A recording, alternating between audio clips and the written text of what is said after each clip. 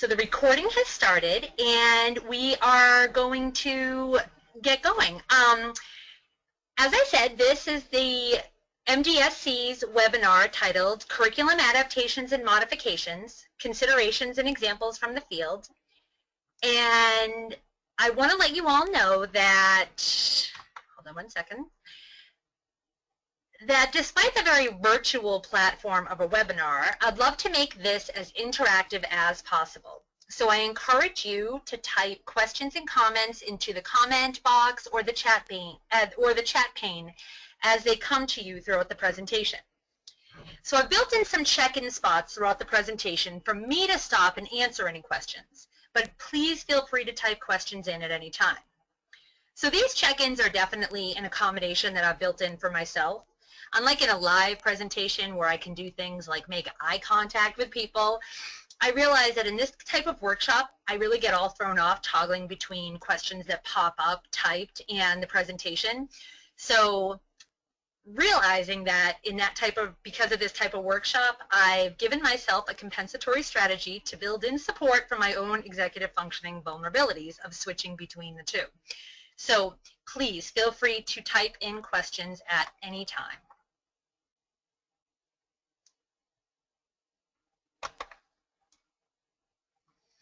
So before we begin, I'd like to share a little bit about myself and my experience that brings me to all of you today. Prior to my current roles, I was a teacher working in public schools for 17 years. I had the opportunity to teach in a variety of roles, including classroom teacher, special education teacher, and inclusion specialist. So currently, I'm the education director of the Mass Down Syndrome Congress, where I oversee all aspects of educational programming within our organization. And in addition to my role at the MDSC, I work with another Down syndrome organization in the Boston area called the 321 Foundation. In that organization, I'm involved as the lead special education teacher for the children's program at Learning Program Boston. And in addition, I work directly with schools, providing professional development to teachers, as well as working directly with teams around specific aspects of individual students' programming.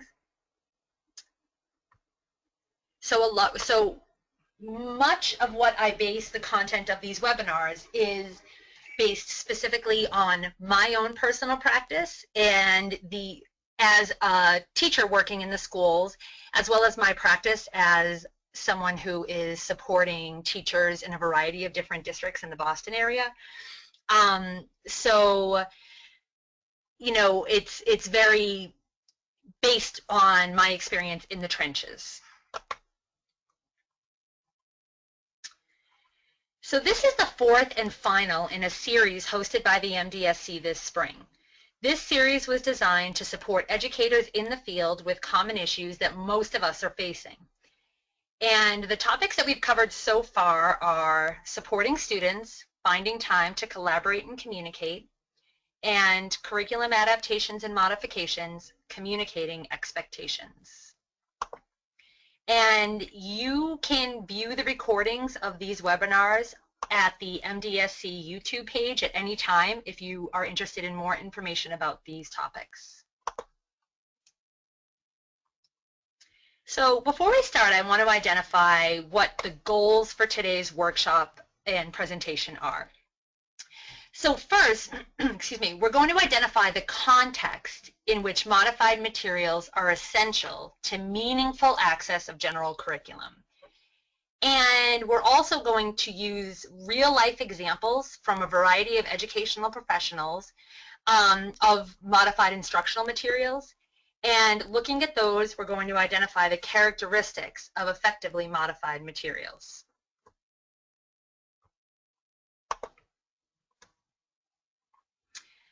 So I want to just put out there that this is a culmination to a series of 4. So some of what I'm going to be talking about today is definitely the build-up was in the first 3 webinars that I've done. So there are a couple of principles that I'll just put on the table now based on the other workshops that I've done. So some principles are that we should always have high expectations for students, But high expectations does not mean that we should assume that a student needs to be demonstrating grade level competency. And we should all assume that everyone can access general curriculum. But the entry points to that curriculum really need to be defined based upon the individual student. Everyone's entry level can look very, very different. A lot of what I talk about in my previous webinars are how pre-planning for students is essential. And if you're trying to support students day to day without this pre-planning guide, you'll be ineffective and frustrated. So this pre-planning piece is very, very essential.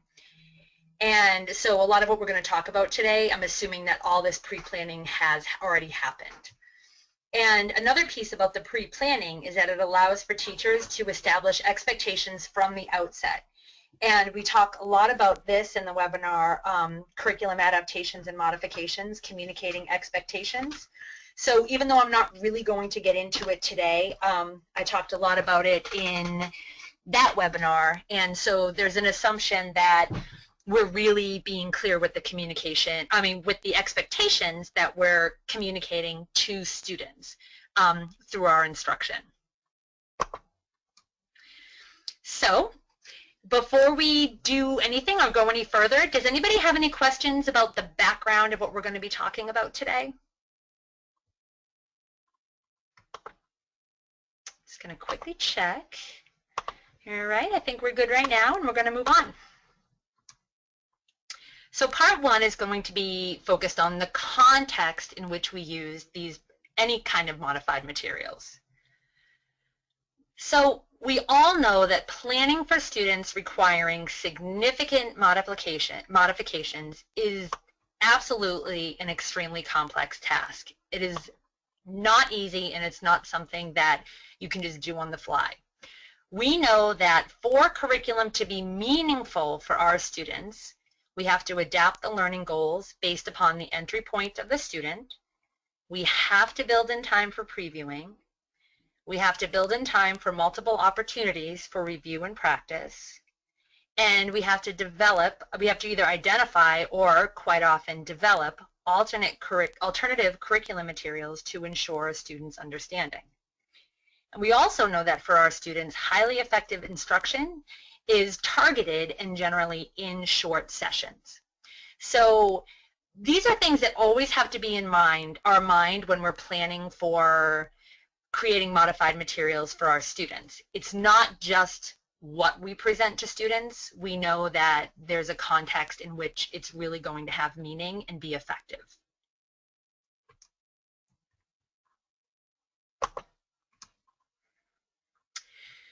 So I want to start and put something out there that I hear a lot from parents, and I think that the reason I'm putting it out here is because I think that there's a misunderstanding that that can be out there that can create some tension between teams and parents, and I think that finding ways to really be explicit and clear about the types of modifications in the context that we're working with kids just brings everybody to the table on the same page. So a lot of times I hear from families, if my child's teacher would just implement UDL, which is Universal Design for Learning, isn't that how my child will access the curriculum? And it's a really good question because most parents aren't educational professionals, and the words Universal Design for Learning really have this very, very powerful context behind it. And so I just want to take a second and kind of very, very simply talk about what Universal Design for Learning is sort of broadly defined as. And I'm going to use the definitions provided by CAST, which is the research organization that's really the brains behind UDL. So when we think about Universal Design for Learning guidelines, we know that we're providing students with multiple means of engagement, which means that we are going to tap into students' interests, we're going to challenge them, we're not going to just assume that everybody really loves to read text or everybody really loves to listen to something. We're going to really make sure that when we're presenting curriculum, we know that some kids are movers. Some kids, you know, they really get they learn best when they're moving and there's some kinesthetics involved.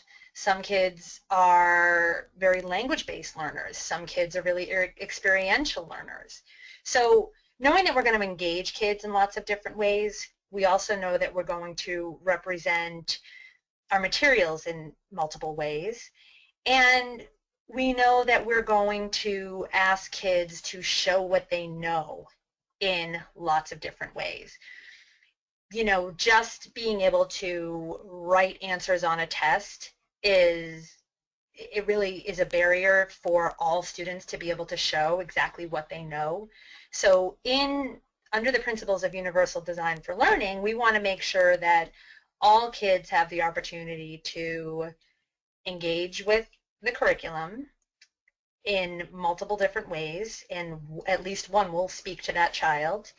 We want to make sure that we're representing information in lots of different ways, and we also want to make sure that kids have more than one ways to show what they know. So we know that all classrooms should utilize the principles of universal design. Every classroom should apply these principles to their daily instruction. So good teaching would mean that instead of relying on only lecture and text to instruct, assess, and engage your students, we're going to pull in technology and media and experiences and different types of assistive technology, text-to-speech. All of these things we're going to utilize in our instruction to make sure that all kids can access the material. And I would say at this point, I would say the majority of teachers, especially with the amount of technology that we have, the majority of classrooms do implement and apply these principles of UDL. I think some teachers are more skilled at it than others, but I think that in general, very few classrooms look like Ferris Bueller's Teacher, which absolutely did not apply principles of UDL. But what the misunderstanding really comes from is, what is UDL not? It is not a magic wand. It is not magical. Universal design for learning is not one person simultaneously delivering instruction at multiple instructional levels at the same time. And I think that's something that someone who is not in a classroom and doesn't understand what the structure of lesson actually looks like, I don't think that they understand that UDL is something a little bit different than a person having the power to just teach and somehow reach all kids at their instructional level at the exact same time. So we will look at an example of what UDL actually is. So in a science class, instead of using just the textbook, a teacher went on to Wonderopolis, and all students are engaging in this article, How Does the Sun Make Energy? So this article is also accompanied by a video, and there's a text-to-speech option built into the web page. So using materials like this is absolutely universal design. It's amazing, and it's imperative to support kids who can't really access information through reading or listening alone. So we know that text-to-speech breaks down the barrier of a print-based disability, which a lot of our kids have a print-based disability. A lot of our kids aren't able to access text beyond a certain grade level. And we also know that providing a video breaks down the barrier for students who have difficulty with just reading and or listening comprehension. So both of those things just automatically build in support for all learners. Everybody's accessing the same material, but we're engaging students at different levels of strength. But you can't assume that just providing access will ensure comprehension and understanding of materials. So even though this article is an example of how a teacher would apply the principles of UDL in the classroom, we know that a student with a cognitive disability would most likely need the following things in addition to this article to really gain some deeper comprehension or understanding. So we know that in addition, the concept would need to be previewed in order to establish the adequate background knowledge necessary to make meaning of this content. Doing this cold for a student who didn't have any background knowledge and had no activation of exactly what we were going to be talking about, it wouldn't be meaningful for a student.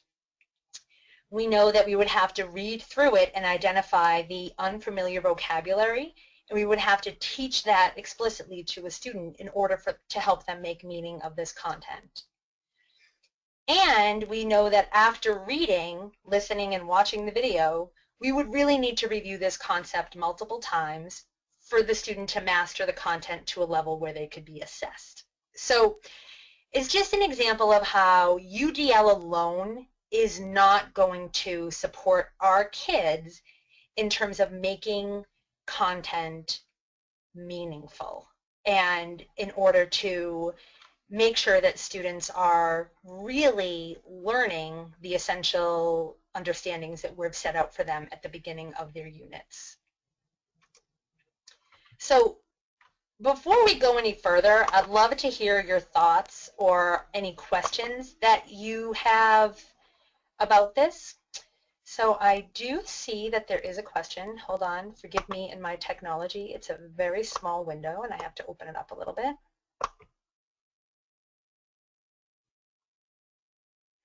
Okay, so the question is, as a parent, how can we make use of this when our child's school is doing their own thing? So that's a really good question. So make use of, and you might want to clarify a little bit, do you mean make use of these universal design principles and find ways to access materials that will support? Okay, so everything I'm presenting today. So I think that's a good question. I think that, you know, like I said, today is the fourth of an entire series, and there are explicit steps that educators need to take in order to really make sure that curriculum is modified and set up for a student so that it will be really meaningful. I would say that one thing you could do is advocate for your teachers to get more training around planning and modifying curriculum for a student. I would say that if you really feel like you're not connecting with the school, part of what you can do to supplement, and even though you shouldn't have to do this, part of what you can do is really try to, if you've seen some of the previous webinars, you can really try to get the school to at least articulate for you some of the essential questions for the entire class or the learning goals for the entire class, and find ways to try to build in some of that enrichment, or I don't even want to use the word exposure to curriculum, because exposure to me feels a little less important than what I think we really need to be doing with kids. So it's kind of a hard answer, and I'm not really sure if that's the right answer, but that's what I would do right now. That's a quick answer of what I would do. And we have another question. So the general ed class moves at a fast pace from one unit to another. Is there enough time to review material for the kids so that they actually get it? And that's from Anita, and I completely agree with you, and that's actually the next section of the webinar, so we're going to get to that in about 1 minute. So then Jeff said that they're probably pretty confident, so he's talking again about as a parent, how can he support his child in the school? And they're probably pretty confident, and with however they are modifying the curriculum for my son and all the kids with IEPs. You forwarded the invitation to the webinar today, but they're working at this time. Well, one of the reasons that we're actually recording these webinars is because we recognize that not all teachers can access this particular time, and we really want it to be something that teachers can access on their own time. So even if they're not able to be part of this live webinar, I would encourage you to send the link to the recording, which you'll get to them, and maybe they'll be able to get some information out of that. So thanks so far for the questions. I really appreciate you guys popping up your thoughts. So Anita had a question related to what this means in the general curriculum. So effective planning requires constant evaluation of grade level standards and individual learning goals. So this is definitely a delicate balance here. And, oops, excuse me. So what it boils down to is, and this is very simplified, but you have to plan ahead for students who require significant curriculum modifications.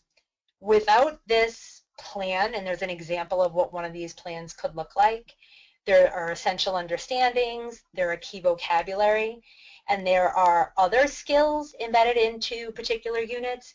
Sometimes they're research skills, sometimes they're cooperative learning skills, sometimes they're self-regulation skills, whatever in addition to just content you want to be working on with kids, you want to make sure that those are articulated way ahead of time. And you want to make sure that everybody working with the student is really aware of what these essential understandings and learning goals are. But once this plan is created, within the general curriculum, there will be elements that are identified as essential understandings. But there will also be elements that are identified as non-essential understandings.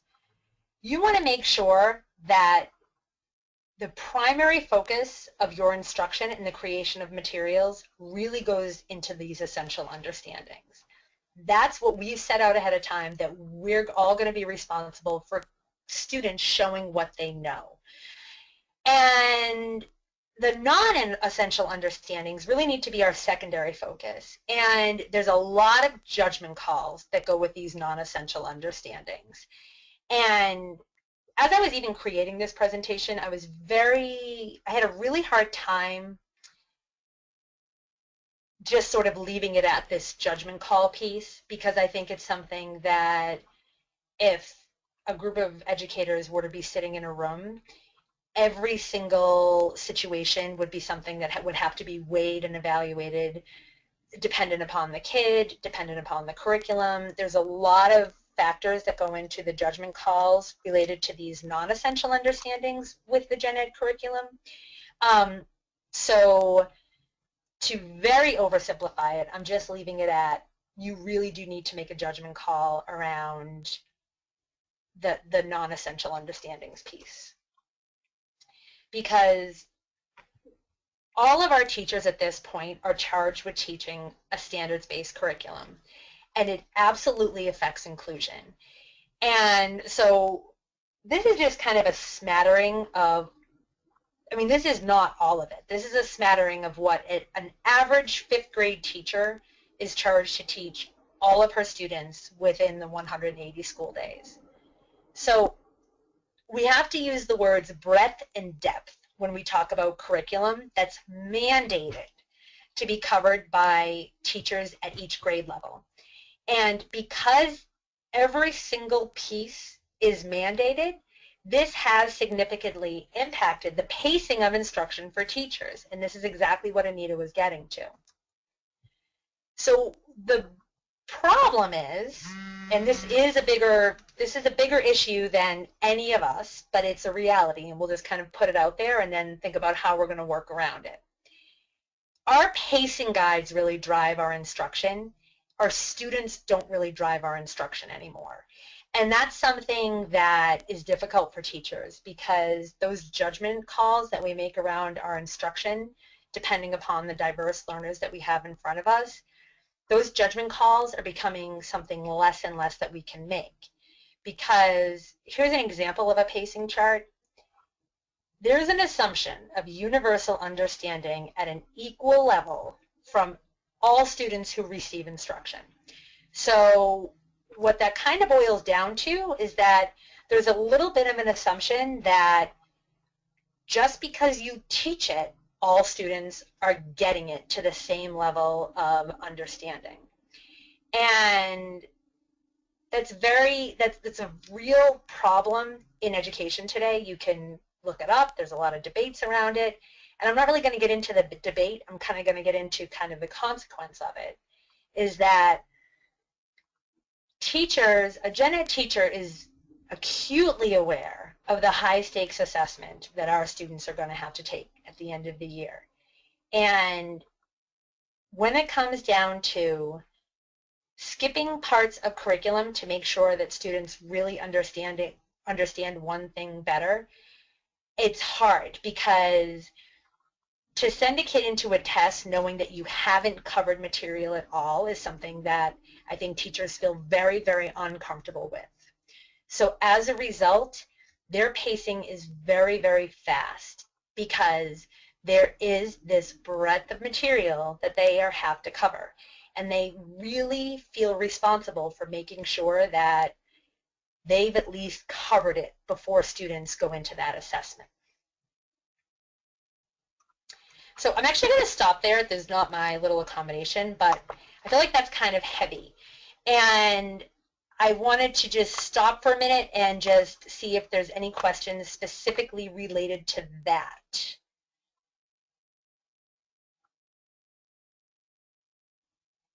Okay, one question is from Judith. Can we have the link to all 4 recordings and the PowerPoint slides? And the answer to that is yes. And I'm actually going to send everybody, once they're all done, I'm going to send a Dropbox link with templates and copies of the PowerPoints and links to the recording. All of that is going to be within one PowerPoint slide. Judith also asks, how do teachers juggle this? And it's impossible for one teacher to take care of all the students with special needs and all the other children in the classroom. And so how does this apply to our kids in the gen ed classroom? And I think that that is the million-dollar question, and we're going to talk a little bit about that right now. So just so we're kind of all on the same page in terms of what this actually looks like translated to a student with significant who requires significant modifications in the gen ed classroom. What is this? How does this actually play out? So let's look at an example in social studies. So grades 8 to 12, world history. We're going to look at the second goal, the major economic, social, political developments that took place in medieval Europe. So if you kind of look at those 5 bullets of what a teacher needs to cover with all of her students, and we know that the essence of the standard is to describe life in medieval Europe. What this teaching team decided was that they were going to set the expectation that hold on one second, excuse me, just having again, that they combined the goals of the development of research skills. So that was kind of the broader goal that they wanted the student to get. And they wanted them to have some content knowledge as well. So they wanted to do both of these things, and they created an essential understanding for this student based upon the classroom unit of medieval Europe. So this is not the only essential understanding, but this is one of the primary essential understandings. So for this student, using a variety of resources, this student will conduct research and identify the tasks of a peasant farmer in the Middle Ages in medieval Europe, and identify the responsibilities of the lord of the manor in the Middle Ages in medieval Europe. So when we're thinking about life in medieval Europe, we're looking at 2 ends of the social structure, and you don't see it, but more in depth in the product that this student needed to create was definitely a comparison and contrast of these 2 classes in medieval Europe. So it is absolutely part of the general curriculum, and other students are going to be covering this as well. But the reality is that this essential understanding for this student was covered in 1 day and a homework assignment in the general education classroom.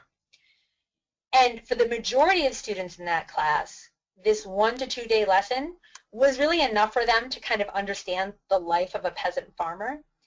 And if we go back to all of the other pieces of curriculum that they were going to be responsible for, that's really all that the teacher had time to spend on that one small piece.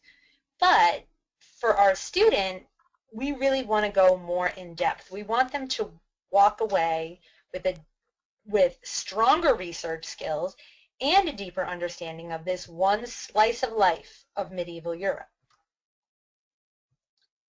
So what does that mean? We're just going to go back again and kind of remind ourselves that we want it to be meaningful. So we have to adapt learning goals based on their entry. We've done that.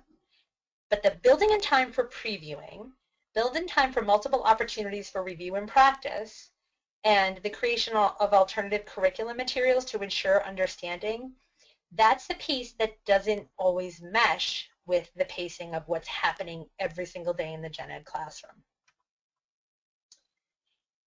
We have to plan for building in the time to reinforce these understandings. And it really has to be done in the context of a team meeting. And I think that a really explicit conversation as a team with parents to say, hey, I have high expectation of your child. I absolutely believe that they can access pieces of the general curriculum. And I want your student to develop some deep understandings around some of what we're teaching at grade level. But I understand how your child learns. I know I have to preview this. I know I want to establish background knowledge, and that has to be done in a more specialized way than the majority of my students. I'm really needing to provide a lot of visual support with new vocabulary, and I'm not expecting your child to get that within the 5 to 10 minutes that I may be reviewing it with the non-disabled students in my classroom. I know that concepts have to be broken down and supported visually. I know that the learning can't just be through text. It has to be multisensory. I have to provide as much experiential learning opportunities as possible. I know I have to build in multiple opportunities to practice and review these skills. And I want to make sure that learning sessions for this student are going to be short and targeted. And I think that to say that it's only going to be done within the context of this general education class does everybody a disservice, because I think that it creates tension because, and maybe there are people out there who know how to do it, I have never seen all of this happen only within the context of every 45 minutes of a middle school social studies class.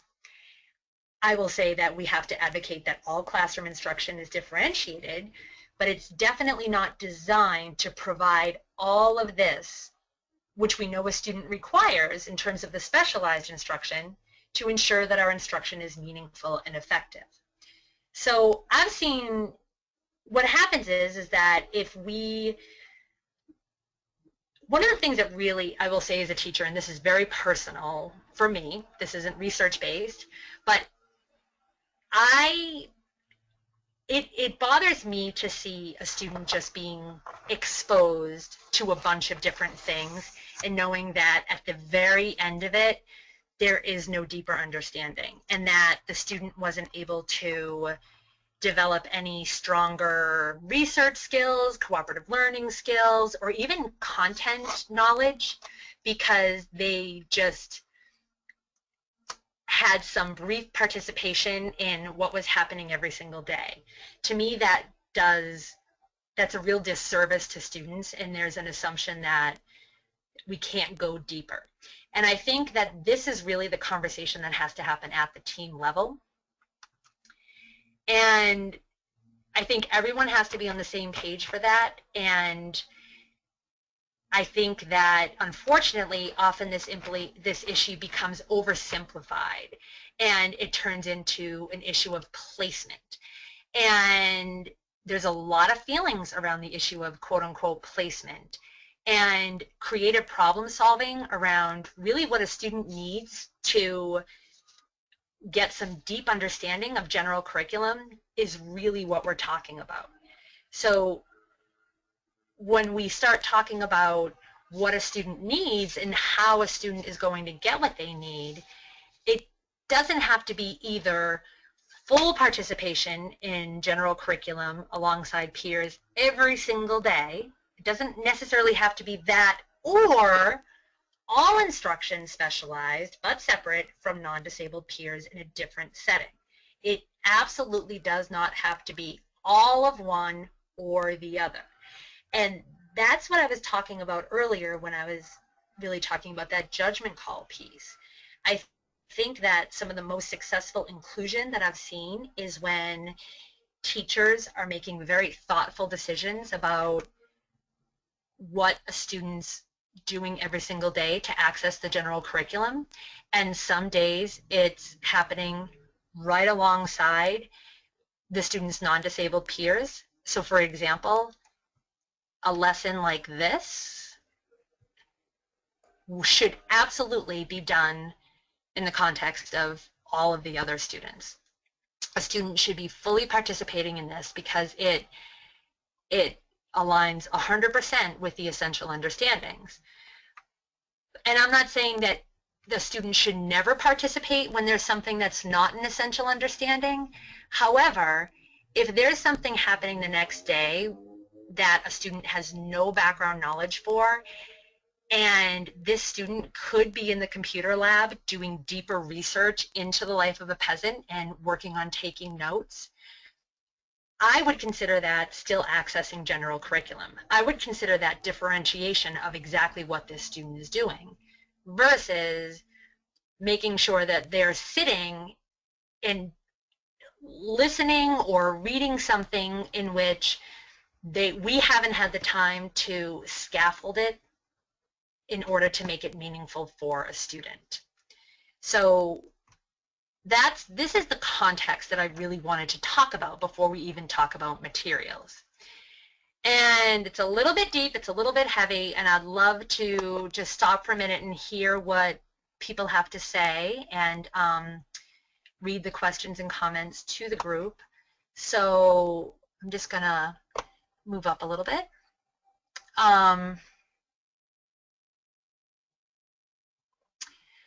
Okay, so we talked about how does it apply to special needs children in the general education classroom, and how does it work for students who are on alternate assessments.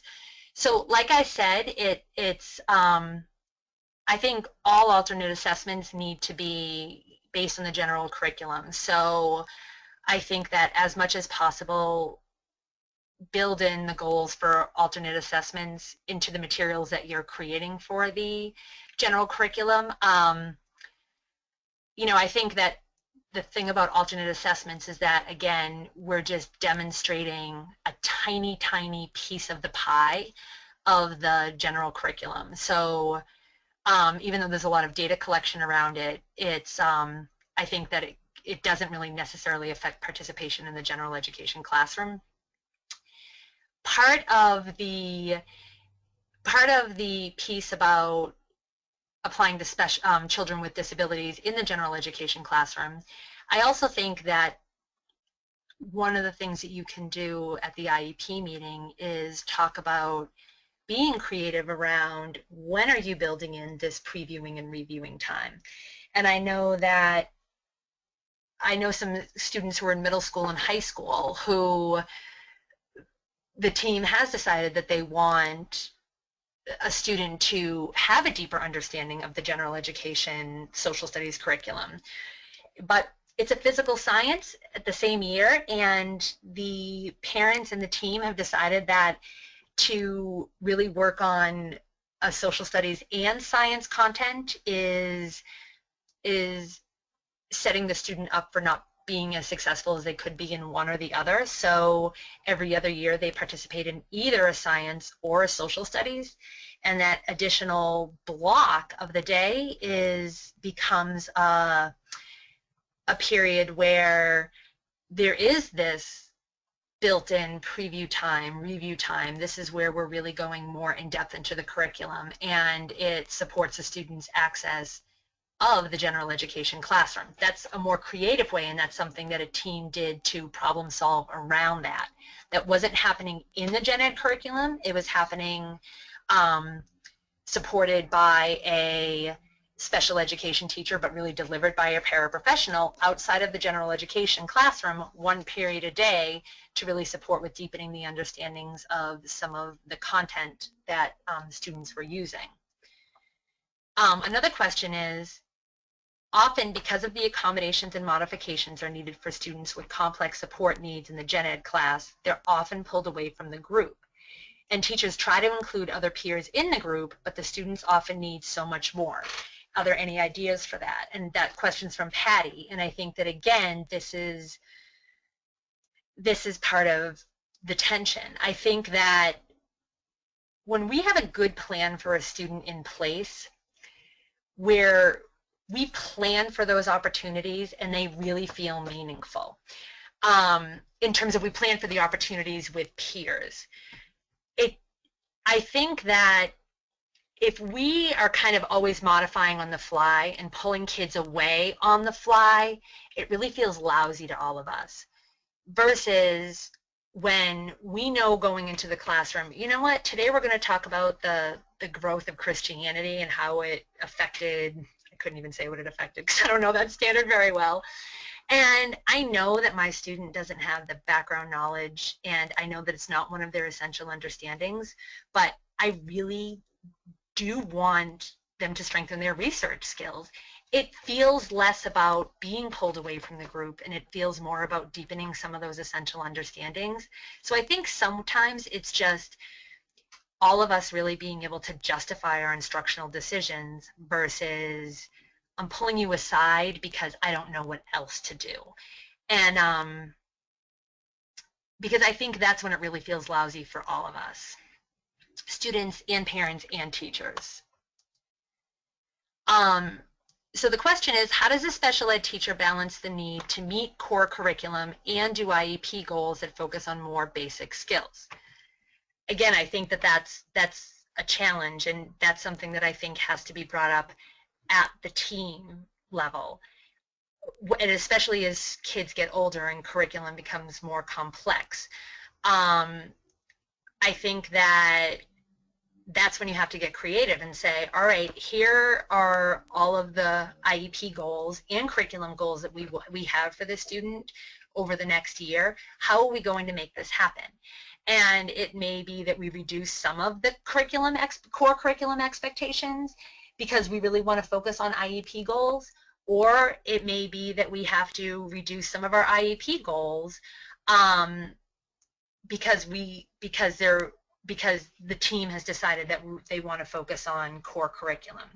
I think that at the end of the day, an IEP can't just be a wish list, and I think everybody knows that, but I think that to have these conversations about this is what is realistic, this is what the classroom looks like, this is what we're going to try to build in for this student, and let's talk about how we're going to make this happen so that this is meaningful. Another question is, should all significant instructional modifications occur within the gen ed classroom? Does that mean should the gen ed teacher be the one to be responsible for all the significant instructional modifications? I personally feel like it should be a collaborative effort between the gen ed teacher and the special educator. But I think that as a team, we need to be flexible with how we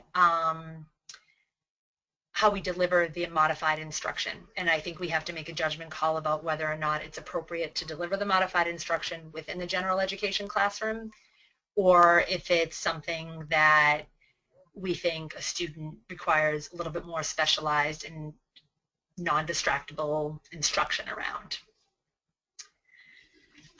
Okay, so then another question is, as a parent, what do you recommend if the school team believes that the level of modification required does drive placement? For example, if a student requires substantial modifications, that means a segregated class for certain class subjects such as English and math, and this is referring to a high school student. I think what I would recommend in that case is that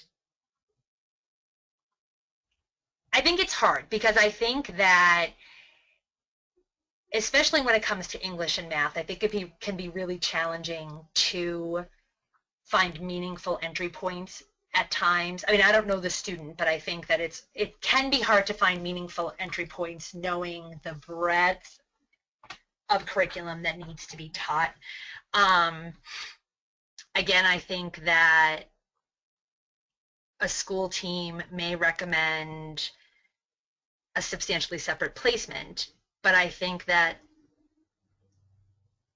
could, can we talk about, okay, there is a substantially separate placement, but where can my student be included, even if the majority of that specialized instruction is happening in a resource room or in someplace else? Because I think it's hard, because I think that, at the end of the day, when we talk about what should drive placement, it's whether or not a student can be successful and make progress within the general education setting. And if your student is able to access the general education curriculum, and knowing that it's differentiated and not necessarily specialized instruction in the general ed classroom, if your child is making progress within that setting, then placement shouldn't be an issue. But if your child requires the specialized instruction to make progress at that level, and it's not a co-taught classroom, it's not a modified curriculum, if it's the general curriculum, and then maybe the conversation is around, okay, this is where the specialized instruction will happen, but how can my students participate in learning opportunities with their peers? And that's what I mean around that creative problem solving. It doesn't always have to be one or the other, but it really has to be a productive discussion about, this is what the classroom looks like. Is the student making progress? Yes or no? If not, what do they require to make progress? But how can we try to identify as many meaningful opportunities as we can? So then a couple of other things. Understanding it's up to the teacher to modify the curriculum, and how does this translate when there's a paraprofessional in the class? And based on what you said in terms of planning ahead as opposed to modifying on the fly, how as a parent can we know the teacher's plan? I think those are really good questions. I think that modifications really should be a team effort. I think that the teachers need to be identifying the essential understanding and the learning goals. I think that everybody on the team can participate in some of the development of modified curriculum, but I think that it is something that is a skill. It's not necessarily easy to develop modified curriculum. One thing that you can talk to your teachers about is, can you have a copy of the essential understandings in the curriculum plan? I've shown a couple of different examples of what they look like, and they really don't need to be more than one page. I'm just going to go to one. You could look here, bullets of essential understandings. Here are the vocabulary that we're going to focus on. It doesn't mean that students are never going to be working with different vocabulary. It just means that these are the ones that we're really going to hold the student accountable for. And then those other skills. And to the question earlier about whether or not, when do we work on curriculum goals and when do we work on IEP goals, I really feel like this is the place where you want to be clear about which IEP goals you're targeting within the gen ed setting. Is it reading comprehension? Is it writing, a basic paragraph even? A student writing a basic paragraph, that's an IEP goal, but that's something that can be embedded into different curriculum topics.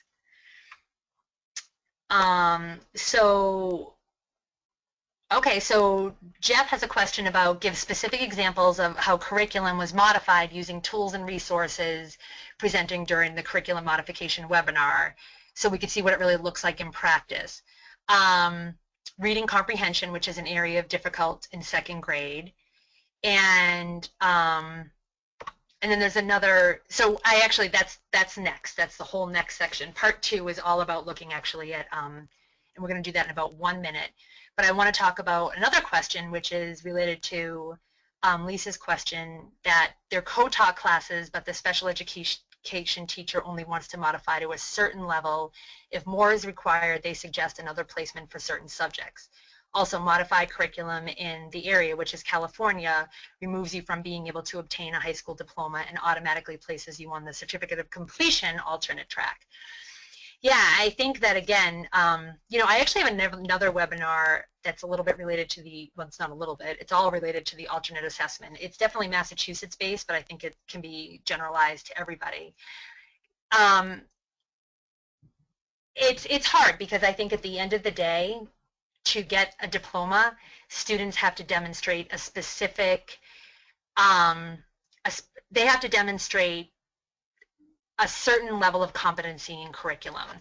And modified curriculum, while it provides access to curriculum, doesn't necessarily demonstrate competence at the level that the states, all states, have set forth.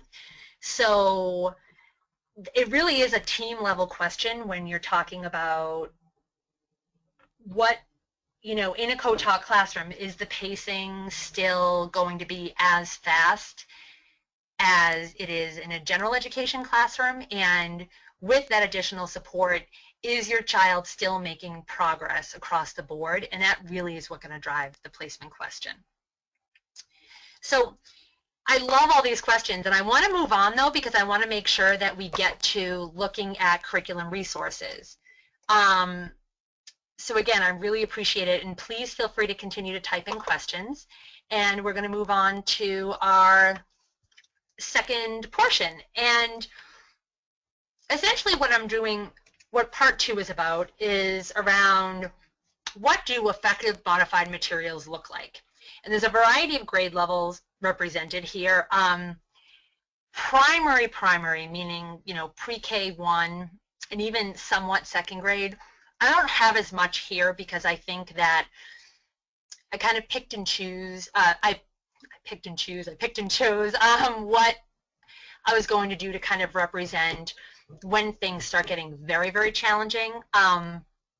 So we'll go through the examples that I have here, and then how about at the end we can talk about additional examples. And like I said, I'm going to provide a Dropbox link for everybody after the fact that will contain all the things that I have here as examples, so you could really look at them a little bit more in depth, and I can see what kind of maybe primary materials could be included in that. I think a lot of what I found in terms of primary material modifications, a lot of it had to do with accommodating around curriculum. A lot of it was around self-regulation and behavior and some of those accommodations and supports that go along with accessing curriculum. I think that the nature of primary classrooms in general is that all students are kind of learning how to learn. So naturally, the pacing of curriculum is slower, and there is more time just built into the day for reinforcement of skills. So I just wanted to kind of put that out there as my rationale around the materials that I chose. So I broke this up into talking about features in modified text and modified materials that are extremely powerful and make them effective. The first one I want to start with are pictures. You can never underestimate the power of pictures, and they establish a content that words never can, or I shouldn't say never can, but that in general they can't. And it's interesting because I've had some people say that too many pictures make curriculum materials look babyish. And I kind of have a problem with that because I'm somebody who, and I think all of us are, think about what we're accessing in terms of our news and our information. you know, we're looking at Instagram all the time. We're looking at news articles that are accompanied by pictures. You know, we're really immersed in this world of visuals.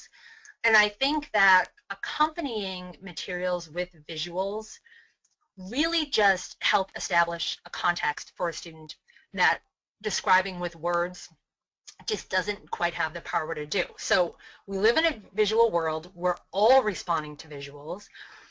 We're accessing visual material all the time.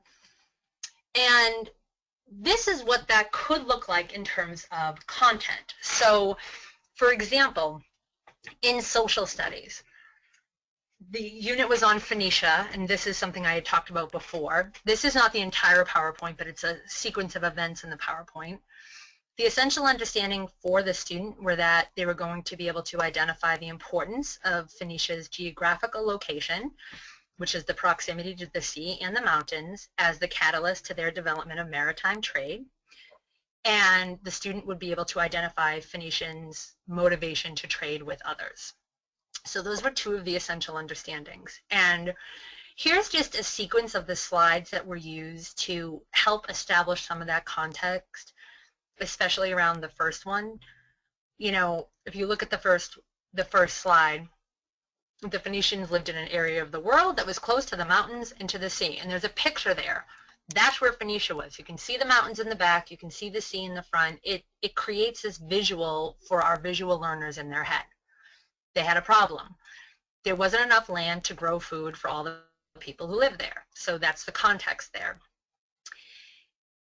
They needed to find ways to get all the things that they needed from the other places in the world. So there wasn't enough food where they lived. They had to go get what they needed from other places.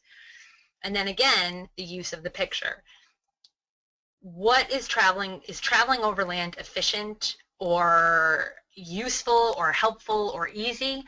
So this picture really shows that traveling over land in Phoenicia that we're talking about, there are no cars, trains, or planes where the Phoenicians lived. Travel over land took a very long time. They would have, and then we're very explicit, they would have to walk or travel on horse or camel. So essentially, there is text there that gives all the information that we want this student to get. But if that picture wasn't there, would the student be able to visualize what it actually looks like to travel over land on camels? And would they be able to really make the jump that, wow, if that was how I had to get my food every single day, is to go really far away in a camel, that would be really, really hard to do. So that picture just solidifies it. Then if you go down to the bottom left, they had the solution to their problem. They would build boats and travel by sea. And then it talks about how the mountains provided the wood for the Phoenicians to build the ships. So again, the text gives all that information. However, the pictures really enhance the content and will really deepen the understanding. So another example of a social studies, this was third grade actually. Colonial times, again, I live in Massachusetts, so we're really big into colonial times and history of Massachusetts here. What was life like in colonial times? What are the jobs? You know, for our students, we really tried to focus on, you know, what are some of the jobs that people had during colonial times? And that was one of the essential understandings. A blacksmith was someone who had a really important job during colonial times. And these materials were created to give a student an understanding of what it looked like to be a blacksmith during this time. What did they make? What kind of tools did they use? Without pictures, this would not have much meaning at all for students. Here's an example of how pictures can be used in science. And again, you know, I won't necessarily go into all the slides, but it's set up very similar to the Phoenicia one. Just some of the basic understandings that we want the student to take out of this unit related to the cardiovascular system, it's heavily, heavily picture supported because words alone would not support our students' understanding. Even in math, we can use pictures to support understanding. The concept of rounding numbers to 10, you know, the idea of if we were to fly a plane and if you're exactly halfway over, you have to get to land. Do you go back to where you took off or just keep going, which would be faster? And so this picture demonstrates that if you were in the plane and you had to get to land quick, turning around wouldn't be the quickest way to get to the other side. You would want to keep going. And then to try to help the student make the connection that round to the nearest 10, always round up when there's a 5 in the ones place. It's a little bit of a deeper concept, but it's just using pictures to help students establish context. I did build in some questions here, but I want to make sure that we do all the different modifications. So maybe we'll save questions in the very end. So those are just some examples of how pictures can really enhance the targeted curriculum and concepts that we've identified as essential understandings for our students. So a lot of times when we think about modified curriculum, people just really think about modifying text. So there's a little bit more to that than simply modification of text, and we're going to get into that as we get a little bit further into this particular section. So here's some examples. I think choosing which text we're going to modify is huge. I don't think that modifying just any text is effective because modification of text is an extremely time-consuming process, and if you're modifying the wrong text, you might as well not have done anything. Here's an example of text that was modified during a unit on the Renaissance. This book on Michelangelo there's a lot of visuals in this book. There's a lot of pictures. There's a lot of somewhat, you know, the material is somewhat broken down. The content in this book was still inaccessible as we were with. So what we did was actually go page by page and modify that text to the essential understanding and to support the pictures to really help the student understanding what the life of Michelangelo was like. So what you can see on the right it was saved on the computer as a page by page, and that's what I was able to take a picture of.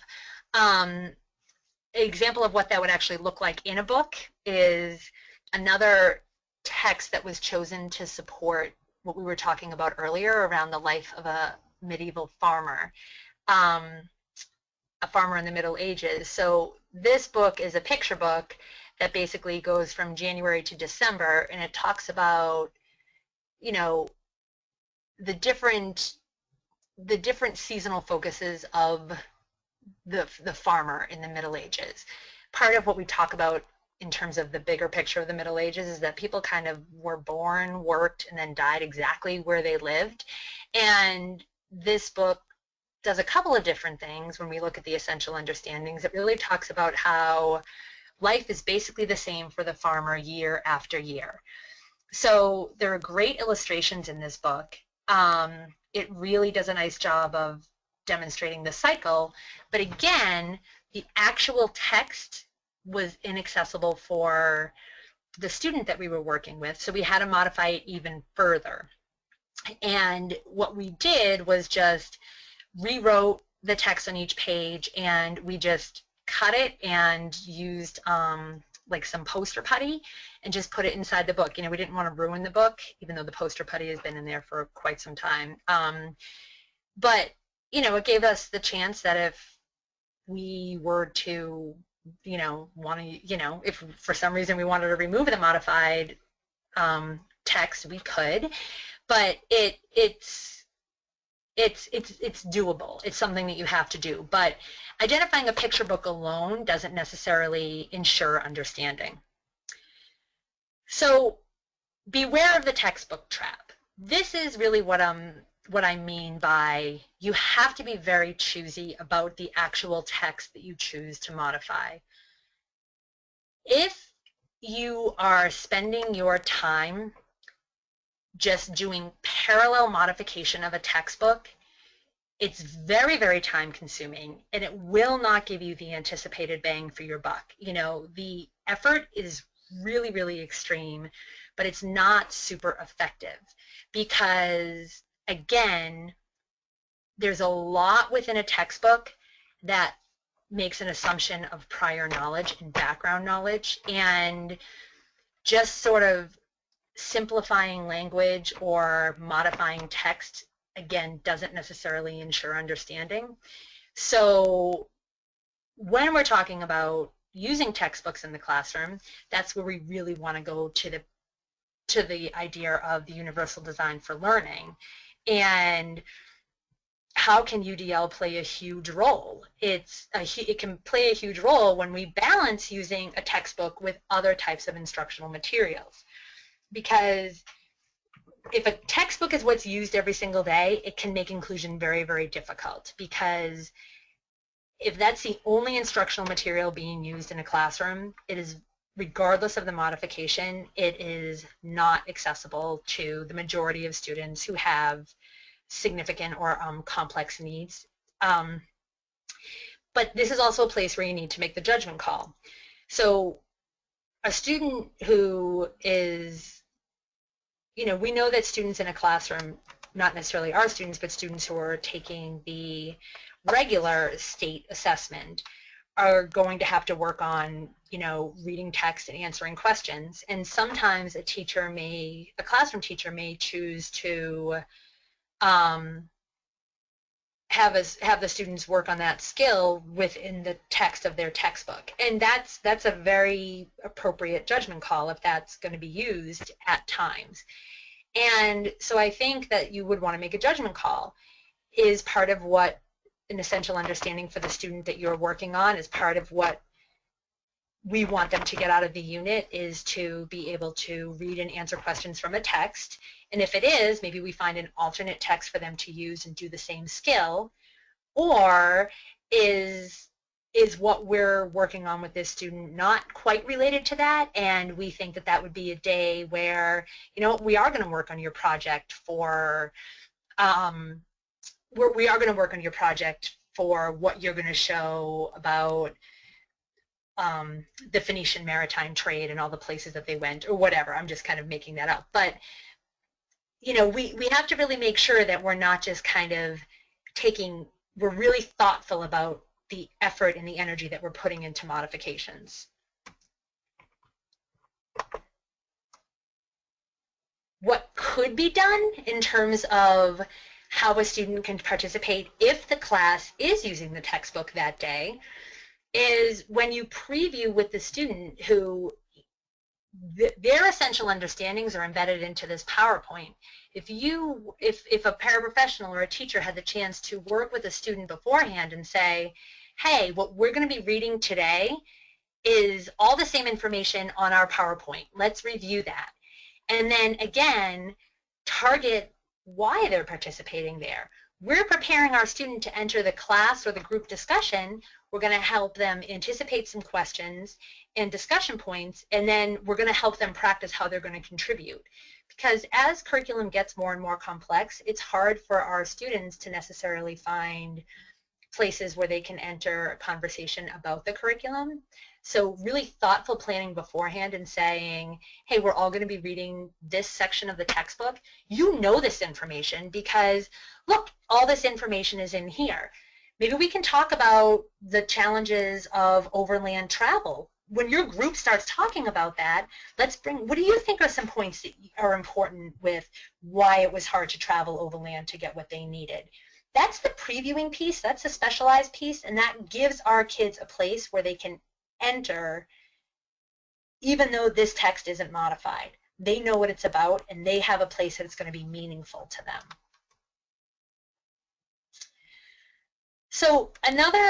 So that's part of modified text, but another element of a successfully modified curriculum are when our materials really make the big ideas explicit.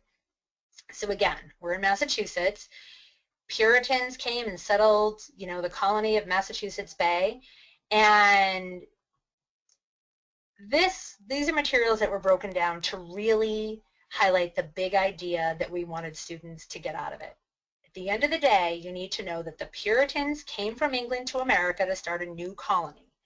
This colony was called Massachusetts Bay, and they made a town called Salem. That was the first place, that was the place. And that was really the primary focus of what we wanted students to get out of it. We paired it with some pictures and some visuals, but at the end of the day, that big idea was very, very explicit to our students.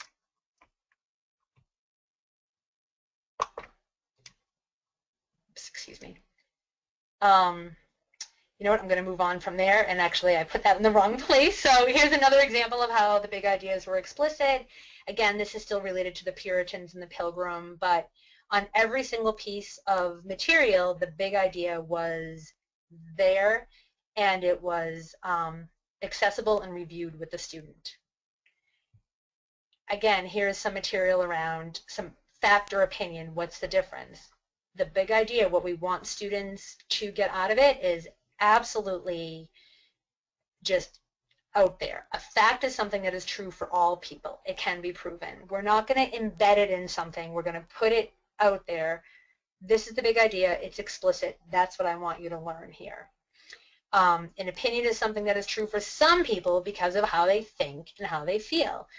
So we get a little bit more into that, and then we have a student practice that, but it's right out there, that big idea. They don't have to guess what they're supposed to get out of this. So I just want to go over 2 more elements of successfully modified curriculum because I really want to be cognizant of everybody's time.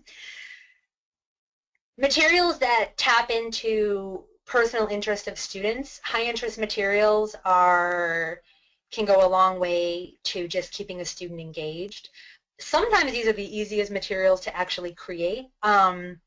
So if you look at this math sheet on the left, this is a student who's dying to go see the movie Cinderella, so it was built right into the word problems, the story problems. It's not about some random child. This is about you and your mom taking you to Cinderella. The one on the right is a student, a little guy who's a huge fan of the Boston Celtics, and this picture alone regulated and kept him engaged. There's no major, there's nothing magical about the actual work that's being done here, but the picture itself is something that really supported the engagement of the student. I mean, sometimes it's just a matter of knowing what the student's interests are and kind of building in that reinforcer to regular old mundane work. At the end of the day, this student is really working on, the student on the left is working on adding with a number line. And it's kind of hard to jazz that up. It sort of is what it is, but you go on Google Images and you toss a couple of pictures on there, and it suddenly becomes more motivating for a student. Same with this little guy who was working on division. He really loves Bill Nye the Science Guy. You know what? Let's just put a picture on there. It's a built-in reinforcer. And then the final piece that I want to talk about is just sort of the scaffolding of what we expect students to produce. So here's examples of, as we're beginning the unit on the Native Americans who lived in Massachusetts before the Pilgrims came, we wanted all the students to do a compare and contrast with, their lives and the life of the Wampanoags, and what is the land life, what is the topography life, the clothes, the shelter, the food. And so we really scaffolded it for the student, and we broke it down and had them really reflect on each of these elements within their own life separate, because doing all of it at once would have been less effective than really breaking it down, and then we use these materials to do the compare and contrast at a different time. This is an example of when we were working on the Mayflower and the Pilgrims coming to America. The primary goal of this assignment was for students to demonstrate what they'd learned about the journey across the Atlantic and the Mayflower. So this was done through a project where the entire class was asked to do this through a first-person narrative. And so what we did for this particular student was we removed the expectation that our student would construct a narrative. That wasn't what we were assessing. So what we did want to know is what are they going to be able to tell us about what they know about the Pilgrims? So we constructed the framework for a narrative. I wasn't assessing how well they're actually able to put the thoughts down on paper. We did some scribing. I want to know your information. And because I think it's really hard for our kids to just coldly recall some information, they did have access to some materials while we were doing this activity. We had some picture books, we had some information, so they were able to look through that information to activate their knowledge and give us the information that they needed to, again, what's our target skill? What did you learn about what the journey across the Atlantic on the Mayflower was like? Here's some examples. Someone was talking about reading comprehension. Comprehension is really difficult for our students in general, and we've created some materials that highly scaffold this reading comprehension piece. And so this is a pre-reading piece that we developed that we're using with all nonfiction text, and this could obviously be modified for, this is for a middle school student. This could be modified for any student because all students are reading nonfiction text.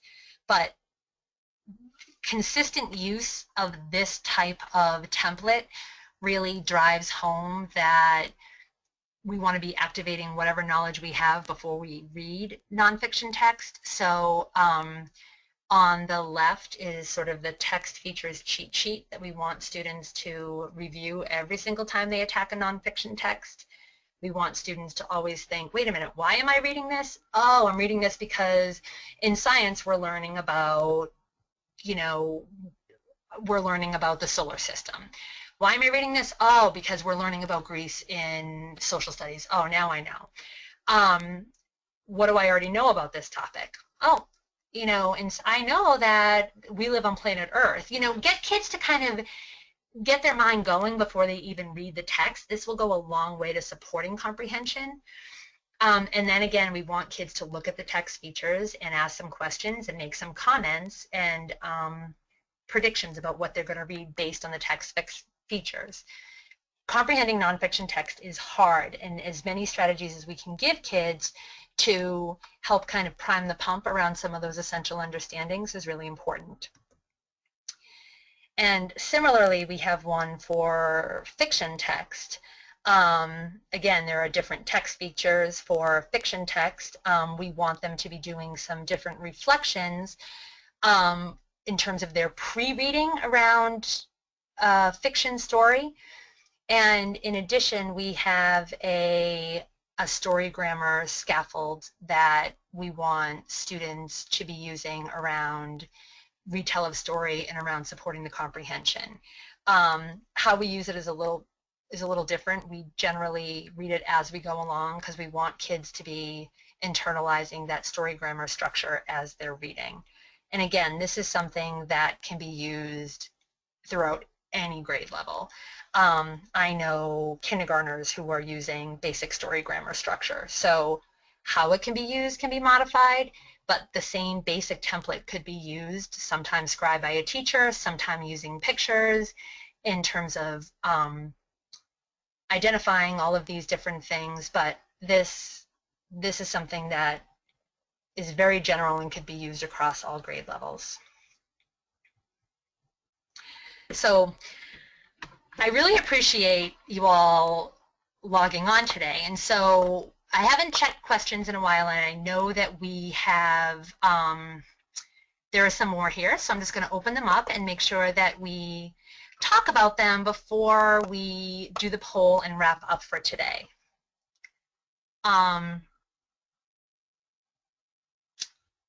Okay, so you mentioned asking the teacher for the list of essential understandings for the curriculum. Would the teacher have that at the beginning of the year for the entire year?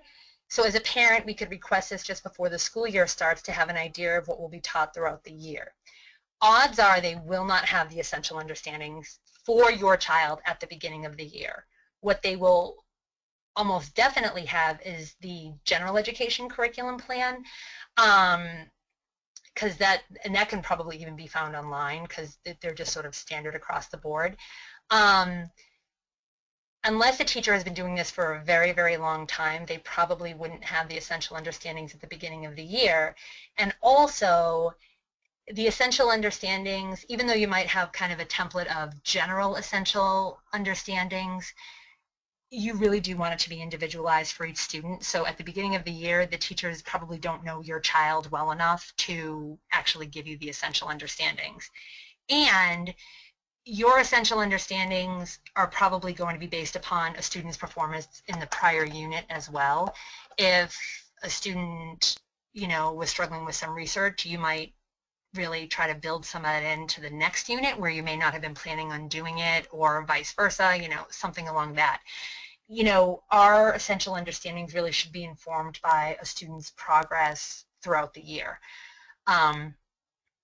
Another question before we go is, how do we use Dropbox to get all the materials?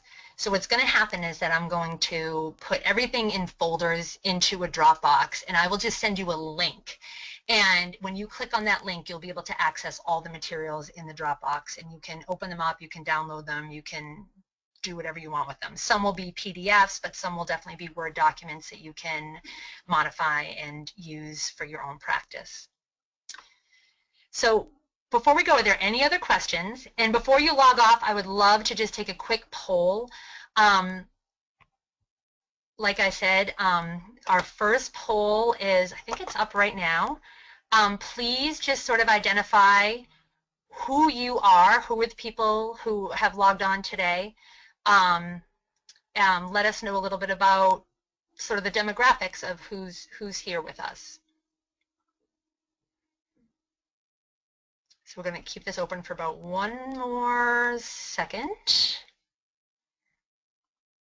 All right, so we're going to actually close this one and move to the second poll.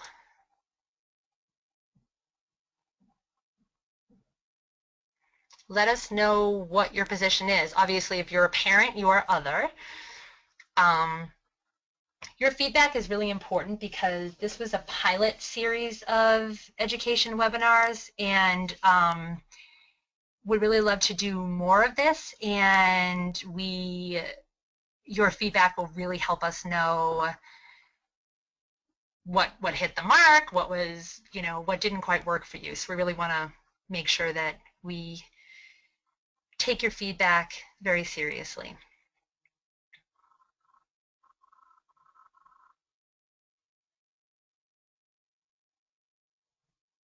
Yep, so let us know how useful this felt for you.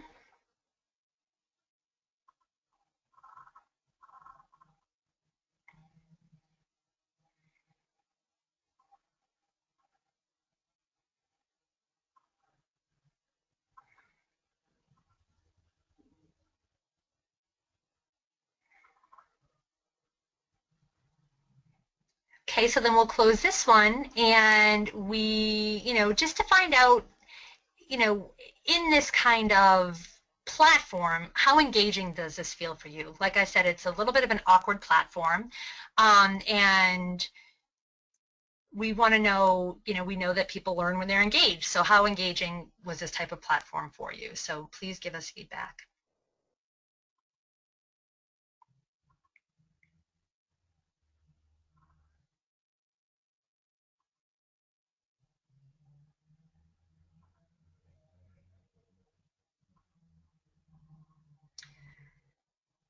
All right, thank you so much. And so I just want to thank you all for joining us for this series.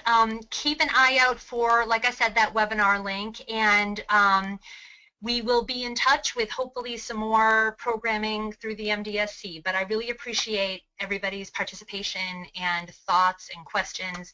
It really was awesome. So thank you so much, and take care, and hope to see you all again on one of these very soon.